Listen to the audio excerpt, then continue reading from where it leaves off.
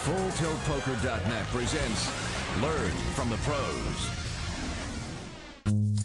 We continue to have a whole lot of fun, FullTiltPoker.net styles. We continue to learn from the pros, and everybody at home, put on your thinking cap, because joining us on the round table next to the Professor Howard Lederer is Daniel Negreanu, 2004 Poker Player of the Year. What's going on, buddy? How are you? Not too much. Just excited about the hockey season. Yeah? Not the Leafs, though. Not looking so good. Where's your Matt Sundin jersey?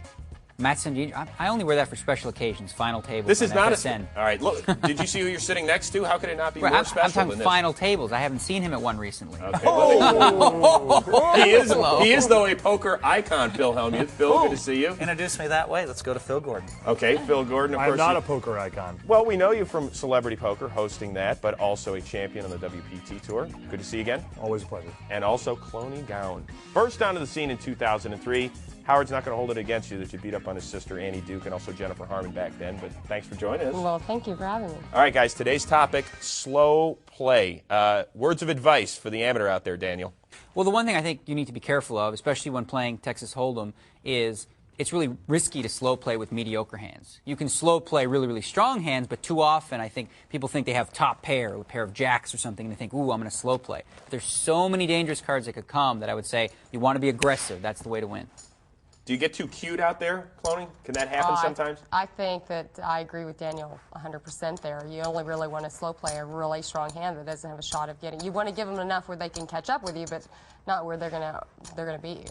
So I agree with you. I'd say the guy at this table who likes to slow play the most and has the most guts about doing it is Phil. I've seen him slow play hands that I wouldn't even dream of doing. You watched the Heads Up Championship recently, and it was very interesting because, Chris Ferguson, I'd limp in with queens, he'd move all in, and I'd jump out of my chair. I call, and I won that pot. Same thing with nines. I beat him.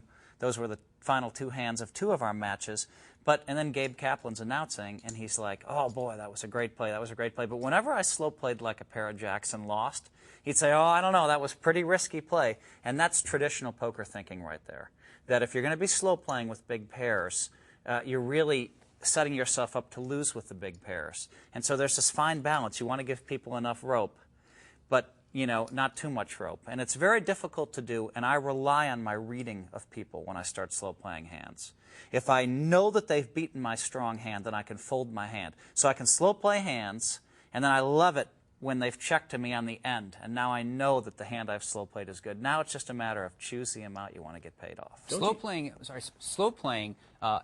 it makes it more difficult to play. When you play your hands aggressively and straightforwardly, you find yourself in less difficult situations. If you're a great reader of cards like Phil is, you can play his hands slowly because you know later you're not necessarily destined to lose everything. Where maybe an amateur or a rookie would be in that same situation with the two aces and be like, well, I have to call and not know what he might know or Howard or any of these great players here. The key thing to remember is that there has to be a very specific reason to slow play. You just don't slow play because you've got a great hand. You slow play because you believe that your opponent has to catch up a little bit to put any more chips into the pot. If that's not the case... Or because you figure your opponent's going to try to bluff you all the time. Exactly. But it's for a specific reason. You don't slow play automatically because you have a great hand. Do you have to have a certain personality, Cloney, in order to do this? A certain temperament as well? No, I think there's a time that every player, even aggressive players, need to kick back a bit and slow play a hand. You want, and you have to know your player before you can slow play a hand. You've got to know, like Phil and them have said, that they're on a draw and they need to catch up with you. And then that way, if you put them on that draw, then you can get away from the hand too if they do, like Phil often does. And to Cloney's point, especially an aggressive player. I was just going to say that exact same thing. Yeah, especially an aggressive player ought to slow play a hand every once in a while. I was going to say exactly that because they're because going to hang themselves. When they, so many people coin aggressive players as being straightforward. They always bet. So when they check, they figure, well, they have nothing. So it's important to change gears. On the same token, you don't want to be that player that's always betting with nothing and then slow playing when you have a big hand. The key is to mix it up. Slow playing, playing fast, playing all these different situations differently. I actually got in trouble in that situation with Ted Forrest in the Win tournament because we had checked down a lot of hands together, and the hand that I went out on, I really got in trouble with him. I figured that he was going to mix up his play a little bit, and he makes a bet, and I hung myself. I play slow and not very well. Yeah, just to let you know. I mean, one of the most suspicious things in poker is when an aggressive player like raises before the flop, you call, you're out of position, and then the flop comes and you check and they check. It's like, and uh-oh. there are a lot of Signal. players where when they check in that spot, you know they When a got good big player, hand. when a good player calls a good sized bet out of position, and there are not a lot of draws on the board, you can be fairly certain that that you could be in some big trouble there. Well, guys, we appreciate your insight into slow play. To learn, chat, and play with the pros, go where they live. FullTiltPoker.com.